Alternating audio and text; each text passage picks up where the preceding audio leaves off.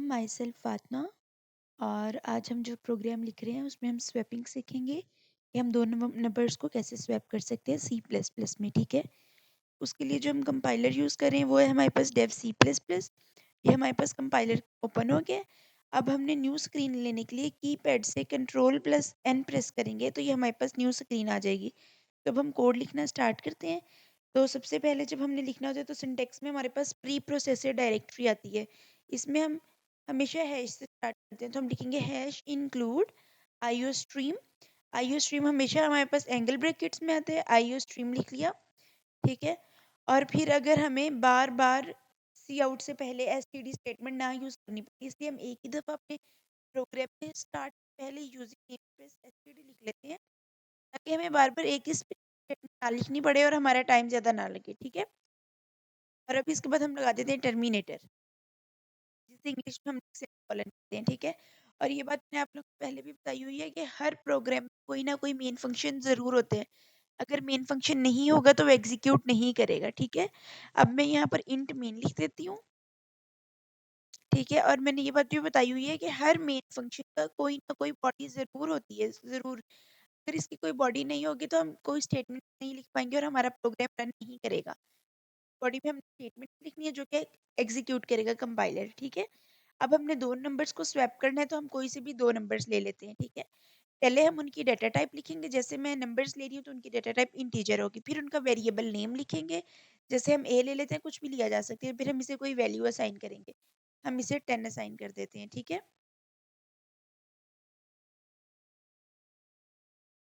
यहाँ पर स्पेस जरूरी नहीं है, लेकिन लिखा हुआ अच्छा लगे इसलिए हम यहाँ पर स्पेस दे रहे हैं। ठीक है, अगर नहीं भी देंगे तो भी कोई मसला नहीं होगा। अब यहाँ पे हम टर्मिनेटर लगा देते हैं।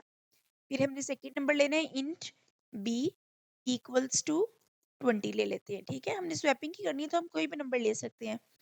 अब हमने जब स्वैपिंग करनी है तो हम ऐसे करते हैं, हम पहले अपना मतलब ऐसी आउटपुट बनाएंगे कि हमें समझ भी आए। तो हम कुछ इस तरह करते हैं, पहले हम बताएं कि हमारे पास स्वैपिंग से पहले क्या वैल्यूज थी और स्वैपिंग के बाद क्या वैल्यूज थी। अब मैं यहाँ पर लिख देती हूँ बिफोर स्वैपिंग। ठीक है, यहाँ पे हमने टर्मिनेटर लगा दिया।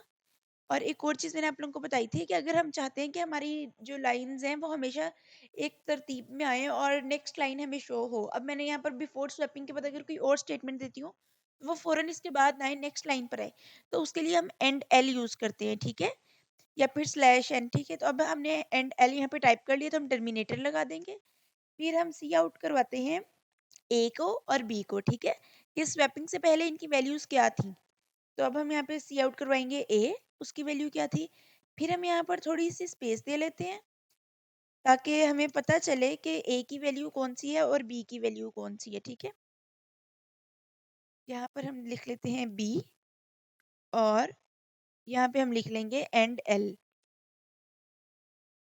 और फिर हम लगा देते हैं टर्मिनेटर। अब हमें पता चलेगा जब हम करवाएंगे इसे प्रिंट, पहले हमारे पास बिफोर स्वैपिंग आएगा और फिर ए की वैल्यू आ जाएगी और फिर बी की वैल्यू। ठीक है, अब हम नेक्स्ट लाइन में जाएंगे दोबारा और यहाँ पर अब हम एक न्यू वेरिएबल जो है वो डिक्लेयर करवाएंगे टेम्प के नेम से। ठीक है, मतलब टेडी।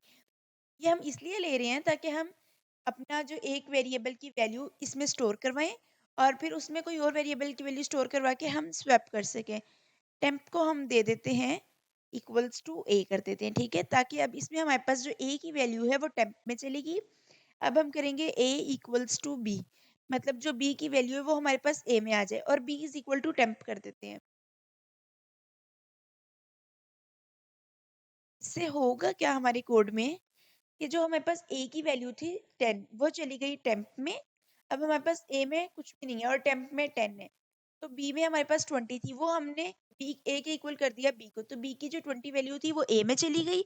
और अब टेम्प में हमारे पास 10 था तो हमने B is equal to temp कर दिया। ठीक है, तो हमारी जो टेम्प वाली वैल्यू थी वो बी में चली गई। हमारी जो वैल्यूज थी वो स्वैप हो गई। अब हम देखें, लिखते हैं सी आउट आफ्टर स्वैपिंग। ठीक है, आफ्टर स्वैप देखते हैं कि हमारे कोड में क्या चेंज आ रहा है। आफ्टर स्वैप देखते हैं क्या होता है। यहाँ पर हम एंड एल लिख लेते हैं फिर से, ताकि हमारा कोड वो बिल्कुल सही से एग्जीक्यूट करे।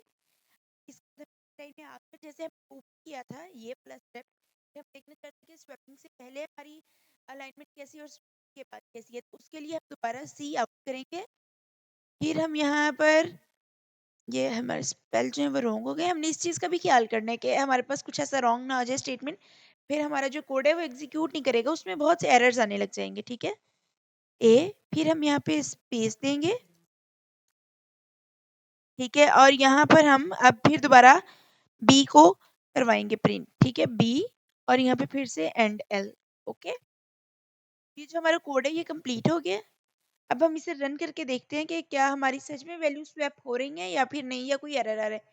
ऊपर आकर ये जो बटन है इनमें से हम एग्जीक्यूट में जाएंगे और कंपाइल एंड रन करेंगे। लेट्स सी, इसे सेव कर देते हैं, किसी भी नेम से कर देते हैं।